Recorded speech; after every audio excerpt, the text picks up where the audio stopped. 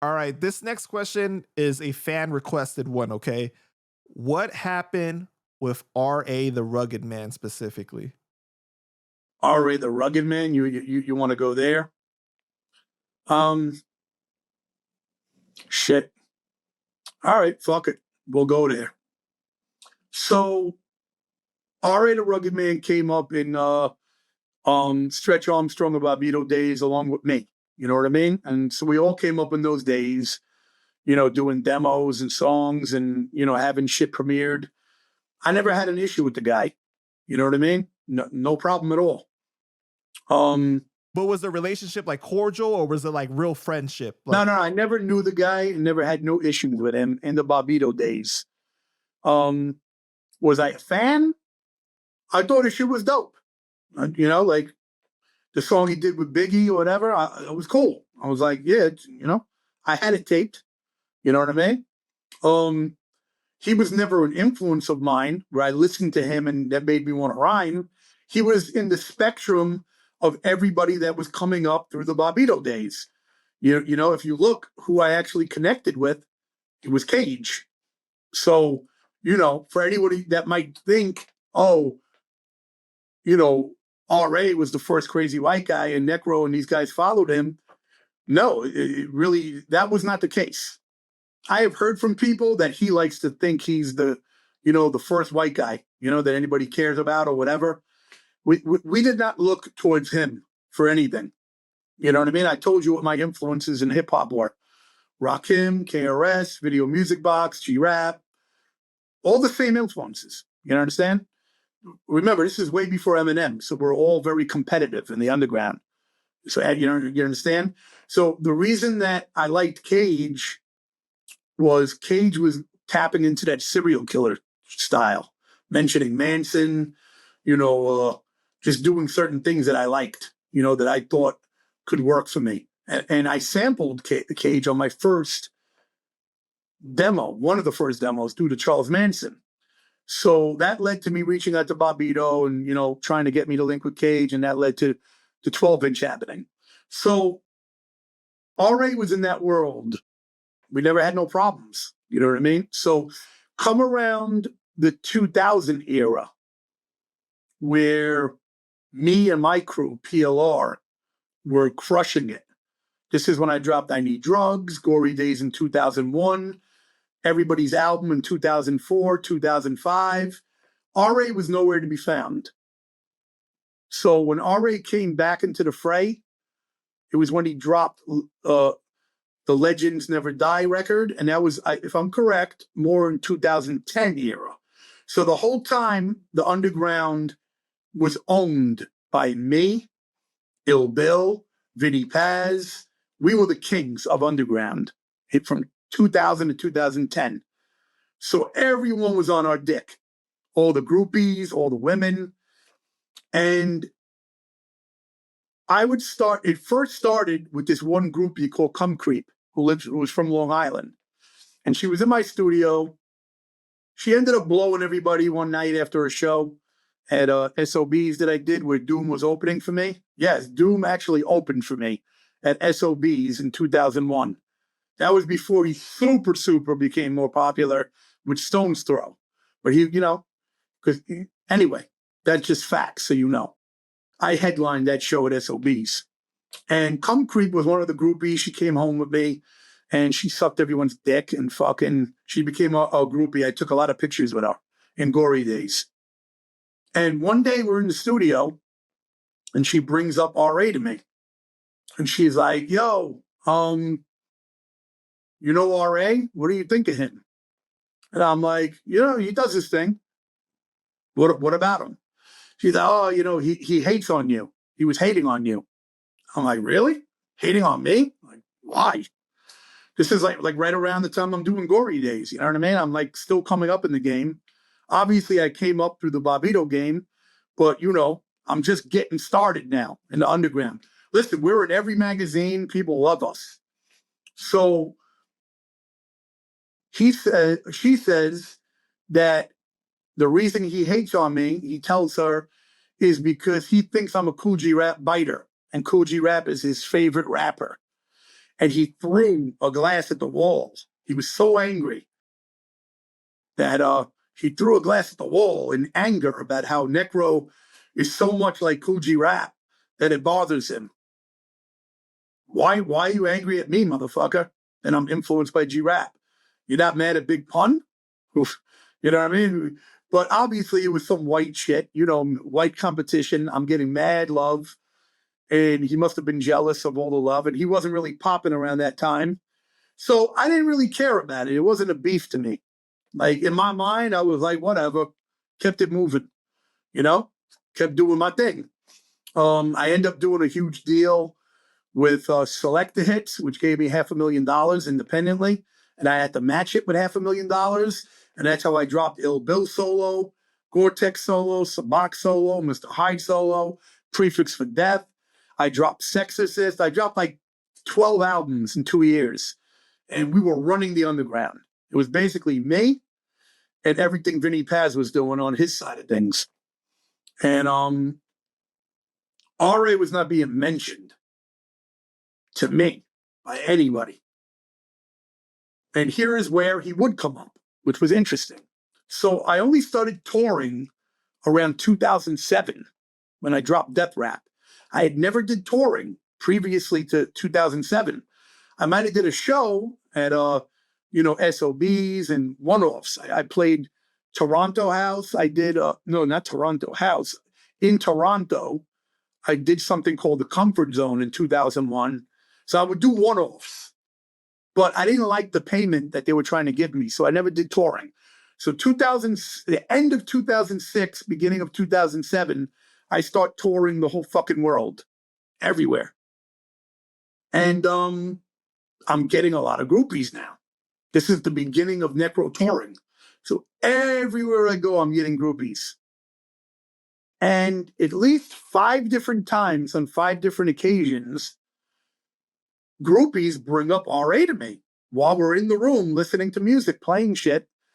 They're like, hey, have you ever heard of RA? And I'm like, yeah, what about him? And so I already know he's a hater in my head, from the first groupie in 2001. And I'm like, tell me, what?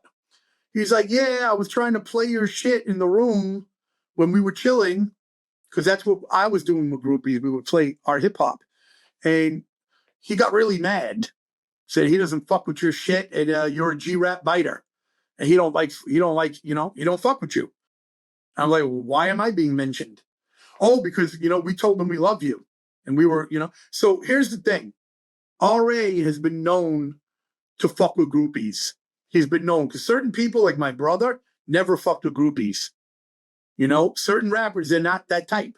But RA was known to be the type, I guess similar to me, that we bring groupies back.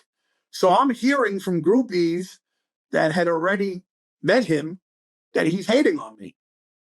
Now, if I had only heard it one time, it'd be one thing. But I'm hearing it at least 5 different times. First in 2001 with Come Creep. And now I'm hearing it in random different cities. That he gets angry and he's telling them the reason, because he thinks I'm too much like Cool G Rap. Go figure, I'm the only one white kid, at least at that time, way before other people did albums with G Rap. I'm the first dude and a white kid that does a whole album with G Rap. But that's what bothers this guy, and he's telling groupies that. And I'm hearing it a lot.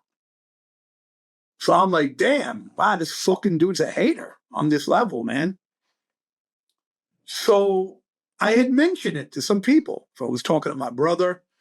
I'm like, yo, if at any time RA ever got brought up randomly, because maybe they were going to do a show and he was on it or whatever. Slane asked me one time, because he had heard from Bill. So I never told anybody to beat him up. I never said like, oh, fuck this guy up when you see him. I just said, yo, this dude's a hater. He hates on me to people. I've heard it numerous times. They're like, oh, word? I'm like, yeah. So they're like, all right, keep that as a note in my head. So that's basically the word that, everyone in La Coca Nostra, my brother and all these people, Hyde, everybody knows now that RA is a fucking hater. And so I don't know what year, it might have been 2008 or whatever. And I think La Coca Nostra is having a show backstage. And RA shows up with a couple of people. And he's trying to like bond with everybody, you know? I guess that's something he does. I don't do that. I don't go to other people's shows, other rappers' shows, trying to act like I'm friends with them. Um, I don't know why he thought he was friends with La Coca Nostra, but he goes backstage and Slane tells him, yeah, it's not good that you're here. You're not liked. He's being nice to RA. I think you should leave. And RA's like, nah, I ain't got no problems with nobody. Nah. I never told anybody to snuff him, but I guess word got around, you know, from him hating on me, and people knew. And he gets punched in his face backstage at the LCN show. Somebody down with the crew, LCN crew, I'm not going to mention names because, you know, if you know, you know. And somebody down with a big crew that's down with the Coca, that's part of the team, punches him in the face. And then, if I'm correct, Bill got involved and maybe another person here and there. And from what I understand, RA didn't fight back. He hit the floor, curled up. All his boys did nothing. They watched. They didn't get involved. Probably smart because the crew and the people and everybody, from my brother to La Coca to, you don't want to fuck with them. You will catch a beating. So he did the smart move, didn't do anything, took the loss, and from what I understand, he ran out. You know, now I wasn't there, so I know what Bill told me. So everything I know of what this happened is Bill reporting back to me what happened backstage at this LCN show, and that's basically what happened with that. You know what I'm saying? So I never saw RA after this. You know, I only saw him one time in 2004 where he was working at the same studio that I was, and he had popped into my studio and was just being friendly. So we kind of like talked and, you know, it was like a quick thing. Like, yeah, I'm working in this other studio here. Oh, okay, I'm here. That was it really. So I've never saw the guy, you know? It was before I had went on tour in 2007 and started hearing all this shit from all these other people, which confirmed me to know that there's an issue. Anyway, I then get on, they put me on Paid in Full tour, MERS. Not Rock the Bells, but paid dues. Called yeah, I get put on paid dues, and I'm one of the more higher ups on the thing. And I noticed they have RA on it. And maybe RA was added early on and didn't know, but he ends up dropping off when he sees I'm on it. I don't know why, but he dropped off the tour. I mean, obviously we know why. He wanted to avoid a beef. So, you know, it is what it is. He also denies that he got basically beat up backstage at an LCN show because he's been asked for years by fans. He will not admit what happened. But I mean, ask anybody from DMS. You know, ask anybody from La Coca Nostra. Ask anybody, ask Bill. You know what I'm saying? So, you know, I'm not lying. So anyway, around 2015, I tried to squash it with everybody because I asked the fans at this time, who do you want me to work with? And they gave me a long list of people. And the people they wanted me to work with were Immortal Technique, Vinny Paz, RA was one of them, Mad Child, all these people, certain people that were key that fans wanted me to rock with. So I reach out to everybody. Even Mighty Milo at one point. Fans didn't want me to work with him, but I had reached out to him to apologize for the beef I had with him. Vinny Paz and Immortal Technique end up doing Take Hip Hop Back with me. Huge fucking track. Bigger than probably anything my brother or RA has done with any of those dudes. So huge fucking collaboration. And I was cordial with Immortal and Vinny, but I had never rocked with them on any songs. It was Bill that always rocked with them. So it was a humbling move for me to reach out to them, but I did it for the fans. And Vinny and Immortal were cool. They both got on Take Hip Hop Back for free. So I had actually reached out to RA. Like, yo, the fans requested me to, rock with you. Why don't we squash this? Let's just get on the phone. You know what I mean? And at first, he was not replying to me. And he ignored me. And I was talking to Vinny Paz one time. I was like, yo, I tried to squash shit with RA and he's fronting. Fuck that dude. And Vinny's like, I'll talk to him. So RA ends up replying back to me. Yeah, I wouldn't have replied back to you if Vinny Paz didn't ask me to. And I'm like reading it like, wow, this guy's a cornball. Like, as a man, you can't respond back to me when there's a potential issue. And I'm reaching out humbly. You're only going to do it because Vinny told you to? I was like, that shit was corny. But I'm like, all right, whatever. So he goes, yeah, I'm on tour right now. I guess this was an email he wrote to me. I'm on tour now. When I come back, I'll call you and we'll work it out. Now, I'm thinking in my head, if I got beef with somebody, any kind of beef, an issue, and they're reaching out to me and I was in another country, I would just make the phone call. Just call the dude up immediately right there in the hotel room. Yo, what up? That's Necro style. If I got a problem with you, you're getting called up right now. Yo, what up, G? It's me. Yeah, let's, and if it's peace, we'll work it out. So the fact that he couldn't call me back just because he was on tour somewhere, like you'd think someone who has real beef, like other people who have beef that are known for dramas, wouldn't get on the phone with somebody. They'll try to put it off. I didn't get it, but I was like, all right. So I'm pretty sure if he said he was going to call me, I left my number. Dude never reached out to me. Never called me up, never reached out, never squashed it with me. So that's pretty much the story with RA. So as of right now, I don't got a problem with the guy. I don't give a shit about the guy. I made my attempt 2015 to squash it. Unless you got a problem with me in person, I've never seen this guy. Crazy enough, I was doing a movie with the Safdie brothers, and the girl that cast us, I forgot her name, but she was also very good friends with RA, and she casted all of RA's homies that go on tour with him, Afro, all these people in the movie. And I end up showing on set by myself, and all these dudes are there. And I walked right up to all of them. It was like 6 of them, 5 of them. And I'm like, yo, what up? Looked all of them in their grill. I was like, yo, what's good? I'm Necro. Shook their hands. What's popping? Before I even thought, do I need to call up some heads? And, I said, let me check the temperature. And they were all cool. I mean, everyone was cordial, Afro wasn't specifically that cool to me, but nobody was disrespectful.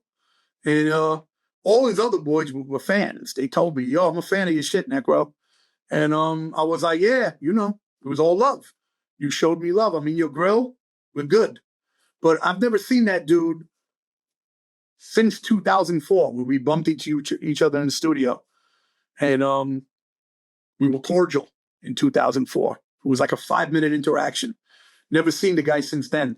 So, if I ever bump into him now and his energy is good, then I'm cool. But, if your energy is in any way like you got drama with me, we go right back to that energy. But everything I'm telling you is true, though. You know what I mean? I don't need to lie because it's not going to help me. My numbers are incredible. Go to Spotify. I don't need to talk about anybody to bump my numbers up. You understand? Because I've never told this story before. So my numbers are already incredible right now without mentioning.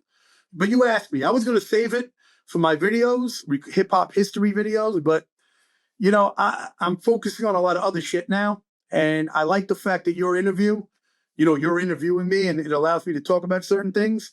I don't really want to talk about every fucking thing. You know what I mean? So I didn't really want to just be like, nah. And then like people are going to be asking for the next fucking 10 years. So I gave you the story. Do with it what the fuck you're going to do with it. Nah, I mean, All right. do with it what you got to do with it. Well, you actually did talk about it in a 2011 blog post, but you said that the only reason why I'm talking about this is because you asked me about this guy every single day, and I'm tired of talking about it. I don't know about every single day. Vinny Paz got not anymore as much, but there was a point where, excuse me, every single day, Vinny Paz. And I asked Vinny once, Vinny, how many times a day do you get asked about me? Because I get asked about you nonstop to work with you. And so Vinny replies to me with a number, 675 times 458,000 times, basically saying it's never ending for him too. So Wow. that made me feel camaraderie with him. Like, wow, we're both equally by fans being asked, when are you going to work with Necro? When are you going to work with Vinny? So that's why I'm glad we did take hip hop back. Even if it's the only thing we've ever done, it's immortalized. Speaking of immortal, me and Immortal have never done anything for 10 years from now anyway. Oh, and by the way, as payment, Vinny Paz just did the verse for free. Vinny Paz could get me to give him a verse on any of his projects. He's never asked me for one. Part of it thinks he doesn't want me to get his fans. So even though he rocked with me on my shit, he don't want me to get on his shit, which is whatever. Me and Hyde talk about that. How Vinny, he'll always give you a verse for your shit, but will never put you on his shit. Why? Why can't me or Hyde get on your shit? So, but because you had Bill and Gore-Tex on your shit 1,000 times. One time, you can't have Hyde or Necro on your shit. So, Immortal, I gave him 7 Necro beats. Never used one of them. Now, I don't know if that's because he just ain't recording or because I'm perceived as a Zionist. Who the fuck knows? But, I gave him bangers, like, Necro bangers. And he has them still. I don't think I've used any of them because I make so many beats. So if he decided to go in the stash and spit some Immortal shit, he would have it on Necro production. But I'm grateful for the Take Hip Hop Back. You know what I mean? And listen, I never hated on RA. You know what I mean? Like when people would ask me, I don't hate on white rappers. You understand? I don't look at them as a threat to me. You can see the proof of that because I'm the one that put Cage on. I did Cage's first 12-inch. I'm the one that put out Nonfiction, all their debuts, and Hyde. So, I mean, you're talking about a bunch of white kids that Necro put on. So I'm not the type of dude that would hate on you for being an ill white kid. You understand? Like, I would look at that as like, yo, that's awesome. Like, you're representing for us because we get shitted on a lot. So if you're actually putting it down as a white kid, I'm proud of you. So there was never a bone in my body that hated on R.A. the Rugged Man. And I've heard him tell people that he didn't hate on me. So then why did 5, 6 different groupies in different cities tell me you hated on me with the exact same story that it's because you think I'm a G-Rap biter? And how can you call anybody a G-Rap biter when G-Rap is the greatest of all time? Everyone calls him an influence. And then I did a whole album with him. If I'm a biter of G-Rap, why would G-Rap do Godfathers with a biter? So, his whole argument of whatever it is, it doesn't really hold weight. And, let the fans decide, you think what the fuck you want. You know what I mean? But I'm not going to lie for anybody because life is way too short to bullshit people.